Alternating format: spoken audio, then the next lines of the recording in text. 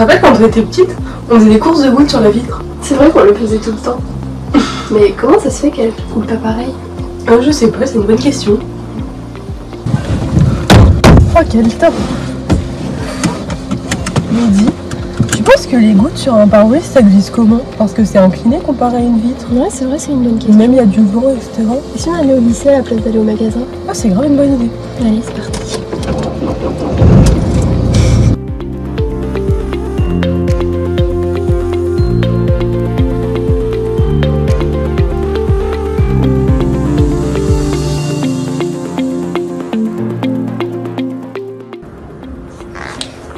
Donc pour commencer, nous avons étudié la géométrie de la goutte en fonction de son volume.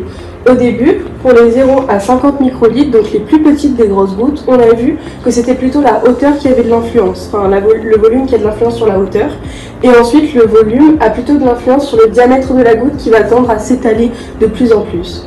Ensuite, nous allons utiliser ce montage, comme vous pouvez le voir ici, avec notamment une application qui va filmer nos gouttes.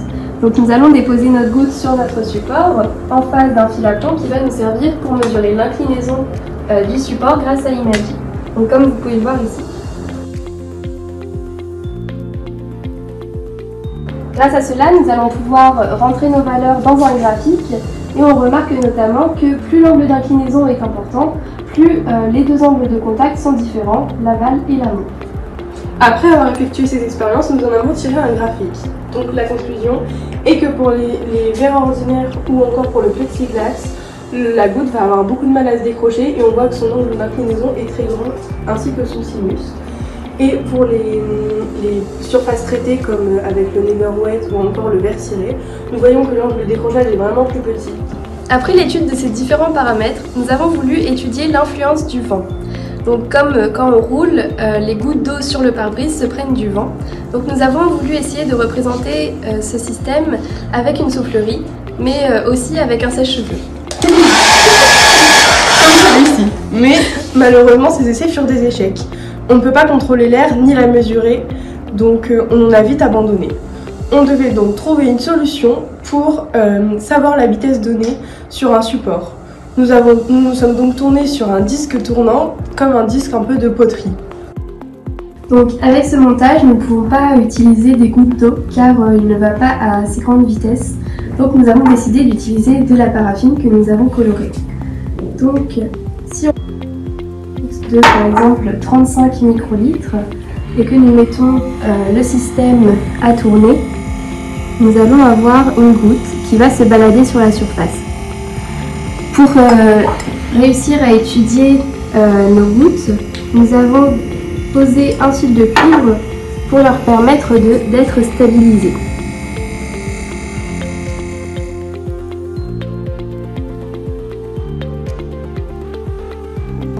En observant bien la goutte, nous avons remarqué qu'il y avait un coussin d'air qui se formait sous celle-ci. Ce coussin d'air, on a eu l'idée de le mesurer grâce à la diffraction.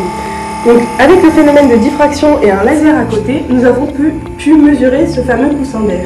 Donc pour venir mesurer la couche d'air qui se situe entre la goutte et la surface, nous allons projeter un laser vert entre la goutte et la surface. Et ensuite, grâce à un autre laser et un réseau, nous allons pouvoir calculer la distance entre la goutte et la surface. Voici notre figure de diffraction. Malheureusement, en raison de l'obscurité, la photo n'est pas de bonne qualité. Nous avons remarqué que la vitesse du support avait une influence. Voilà ce que ça donne à vitesse maximale. Et nous allons au fur et à mesure baisser notre vitesse. On remarque que la figure de diffraction diminue. Nous avons alors découvert que l'angle de décrochage des larmes est lié à la géométrie, aux angles de mouillage mais aussi au support. De plus, à partir d'une certaine vitesse seuil, les gouttes n'entrent plus en contact avec la surface, un coin d'air s'installe entre le support et le liquide. Il est fin comme un cheveu selon nos premières études. Bien sûr, ici il est question de gouttes d'huile, il s'agit là d'un modèle. Pour s'appliquer à l'eau, il demande des vitesses bien plus élevées, de l'ordre de 100 à 200 mètres par seconde. Ces vitesses sont atteintes par les avions pour lesquels les pluies verglaçantes sont un énorme problème à éviter, car elles alourdissent considérablement les aéronefs.